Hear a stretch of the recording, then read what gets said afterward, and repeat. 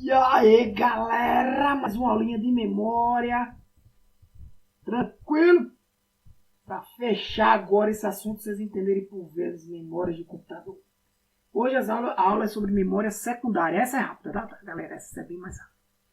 As memórias secundárias de um computador, gente, são as memórias que a gente chama de memórias externas ou auxiliares. São memórias de armazenamento em massa. É onde você guarda seus dados de forma permanente. Beleza? A gente também pode dizer que são memórias não voláteis, porque elas não precisam de energia para carregar os dados, tá? Para armazenar os dados. O computador, como eu já disse na aula passada, funciona sem o uso dessas memórias. Só alguns exemplos. Um HD, um hard disk, um SSD, que a gente vai falar aqui, o Solid State Disk, pendrive, CD, DVD, Blu-ray, fitas magnéticas, tudo isso é utilizado para você armazenar os dados de forma permanente.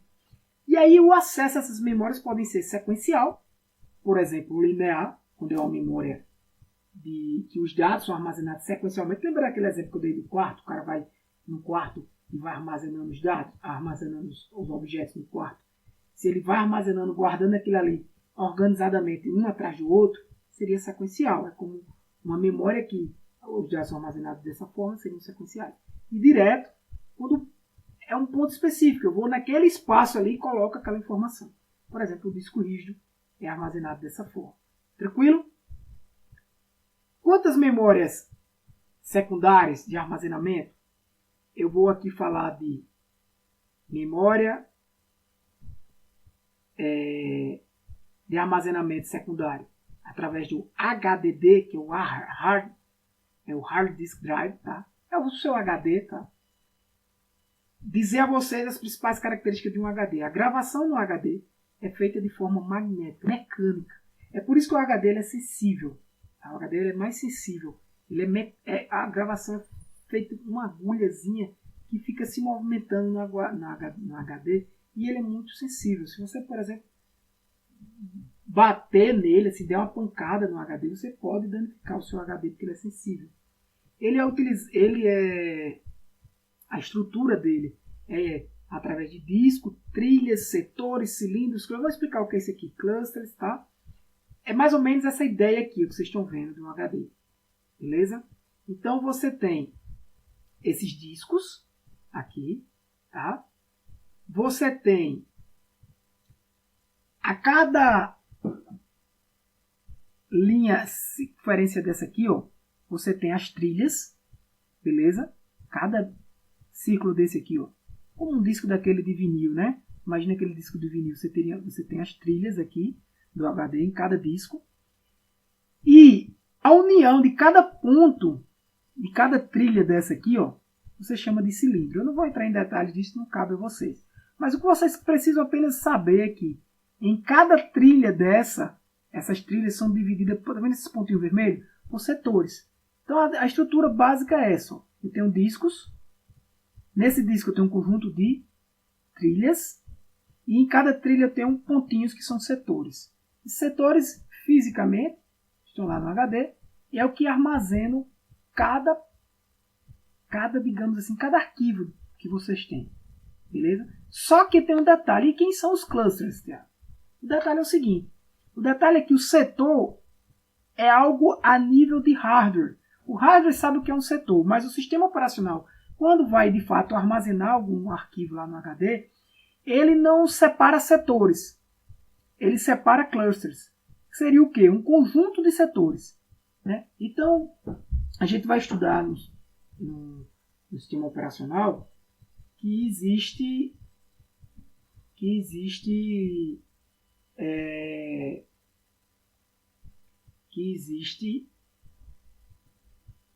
uma formatação, não quero adiantar o assunto aqui, uma formatação que vai definir o tamanho de cada cluster.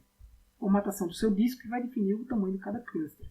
Tá? Então, se o seu cluster, por exemplo, tiver 8 KB, quantos setores ele vai ter ali? A gente vai discutir isso mais à frente. Mas o que eu quero que vocês entendam é que, por exemplo, se um arquivo ele ocupar 100 clusters desse, ele pode, por exemplo, ocupar 99 clusters e um pedaço do 100º cluster. Ele vai ocupar 100 clusters. Certo? Ele ocupando 100 clusters, mesmo que sobre um pouco de espaço, aquele cluster fica desutilizado. Imagina aí que um arquivo ocupa... Vamos pensar o seguinte, tu tem um quarto e no quarto tu vai botar informações em cada cerâmica, tá? Cada pedaço de cerâmica. Vamos imaginar que cada cerâmica seria um cluster. Se tu guarda ali em cada cerâmica, em cima de cada espaço da cerâmica, bonecos, brinquedos, que tu tem o que seja, livros, e tu vai colocando ali no quarto, a partir do momento que o teu livro, imagina aí que um livro teu, um livro lá grande, sei lá, que seja ou qualquer objeto grande, ele ocupou 5 cerâmicas e um pedaço da sexta cerâmica. O que eu estou querendo dizer é que essa sexta cerâmica, o restinho dela não é mais utilizado por outro arquivo. Vocês entenderam?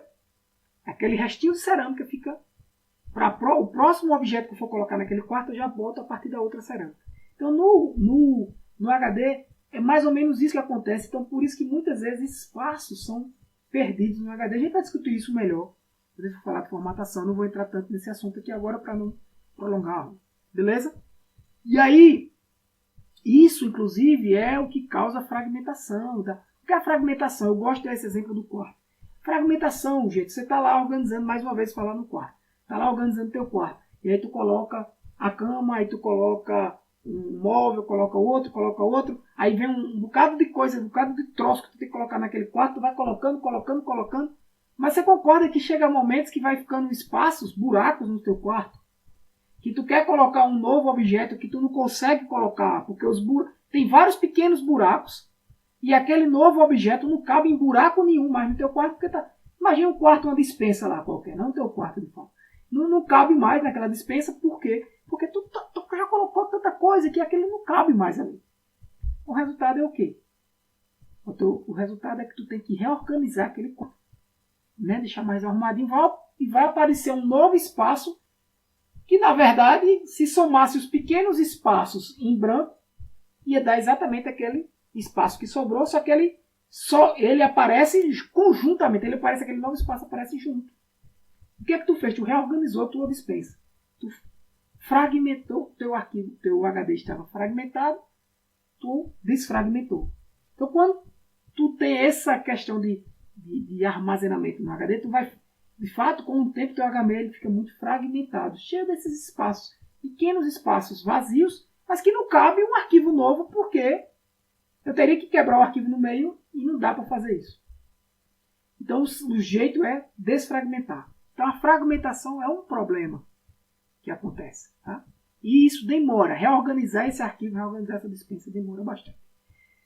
Tranquilo? O custo-benefício é uma grande vantagem do HD. Por que eu estou falando disso tudo? Porque hoje, inclusive, existe uma grande...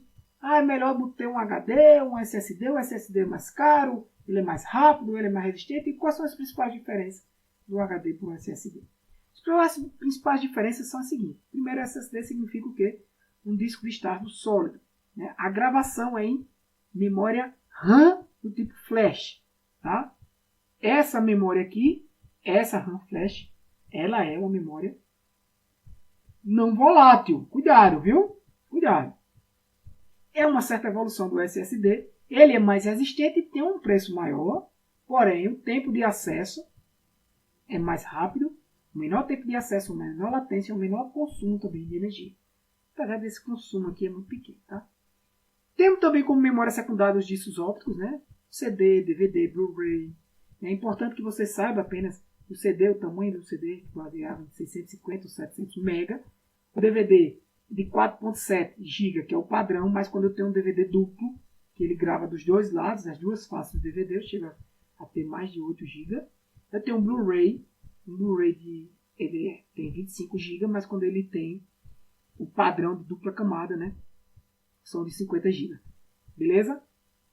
Essa classificação aqui, acabamos memória secundária. Já. Essa classificação aqui, são dois tipos de classificação. Vou falar para vocês. Das memórias voláteis, ó. Eu posso ter as memórias dinâmicas e estáticas, lembra da aula passada?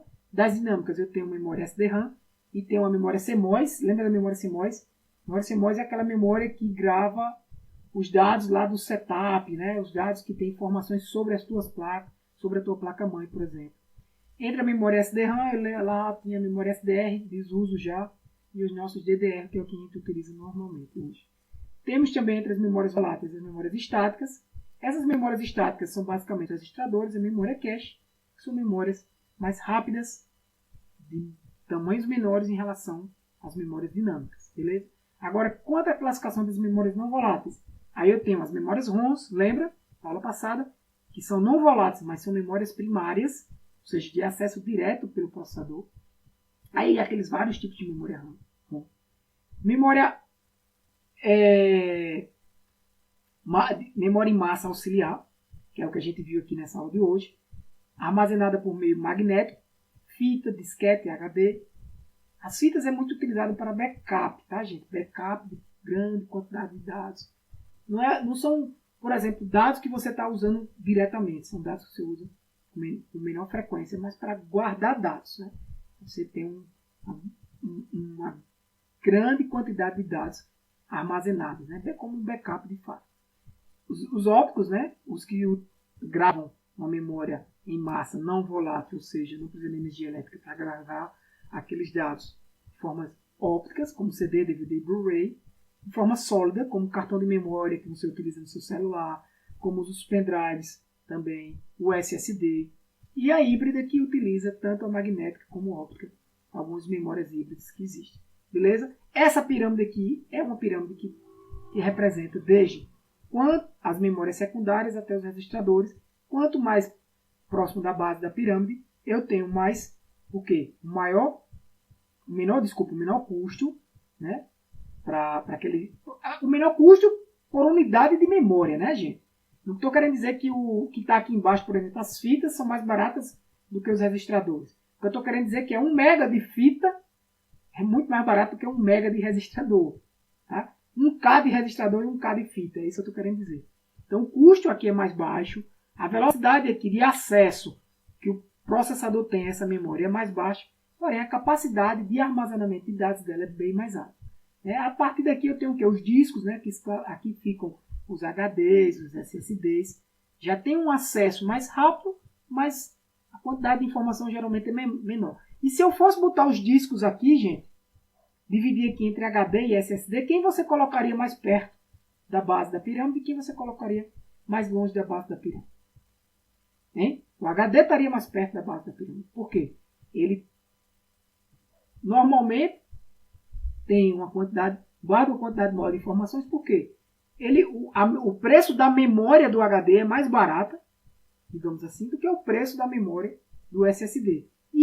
Porém, o acesso ao SSD é mais rápido que o acesso ao HD. Está aqui. O tempo de acesso é menor. A velocidade é mais rápida, né? O tempo de acesso é menor, a latência é menor do SSD. O acesso ao processador, para chegar aos dados do processador, é mais lento quando eu estou acessando o HD do que quando eu estou acessando o SSD. Teoricamente, se eu fosse dividir aqui esses discos em dois, o HD estaria de mais para baixo e o SSD mais para cima. Quem é essa memória principal aqui, gente? É a memória RAM dinâmica. Aí eu tenho aqui a memória cache e os registradores, que aqui em cima, no topo da pirâmide, eu tenho alto custo.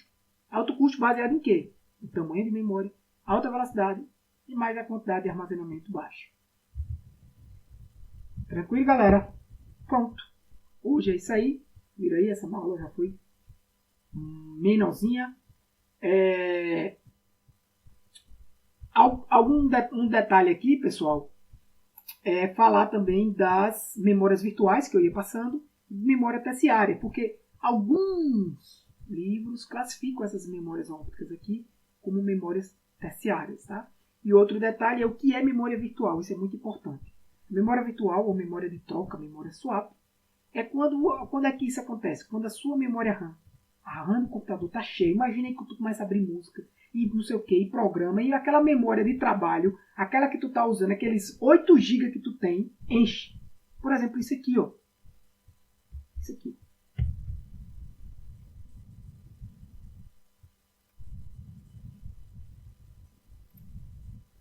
Olha só, eu tenho 8 GB. Olha o que eu já tenho aqui utilizando de programas abertos. Se eu olhar aqui processo, tudo processos que estão abertos, eu posso aqui até mostrar todos os usuários, enfim. Certo? Desculpa. Então, o que eu estou querendo mostrar para vocês, a memória está quase cheia, minha memória RAM. Se ela encher, o que é que vai acontecer? Se ela encher, o que vai acontecer é que eu vou começar a usar a memória secundária. Eu vou começar a usar, eu vou reservar um espaço na memória secundária, que é grande, que pra gente, né, tu tem 1 tera de memória secundária e tem 8 GB de memória RAM de trabalho. Aí tu vai lá e reserva um gigazinho lá na memória secundária para trabalhar como se fosse uma memória RAM. Qual o problema disso? A gente chama isso de pseudo-memória. O problema é que fica muito lento o acesso. Ou você está esquecido que o acesso aos discos, que é onde vai estar essa memória virtual que eu criei, é bem mais lento, a velocidade é bem mais baixa, do que o acesso à memória principal, que está aqui mais acima na pirâmide. Tá? Então, isso é que eu estou querendo dizer com memória virtual. O seu computador vai ficar mais lento. Tá? O sistema operacional cria essa memória virtual lá na memória de massa, né, no HD, no SSD, mas ele vai ficar mais lento. Então, não deixe chegar nesse ponto. Né? Feche o programa que você não está utilizando, aumente, compre mais memória, o que for. Beleza, galera? Então, pronto. Por hoje é só. Valeu, pessoal. Que Deus abençoe vocês. Valeu.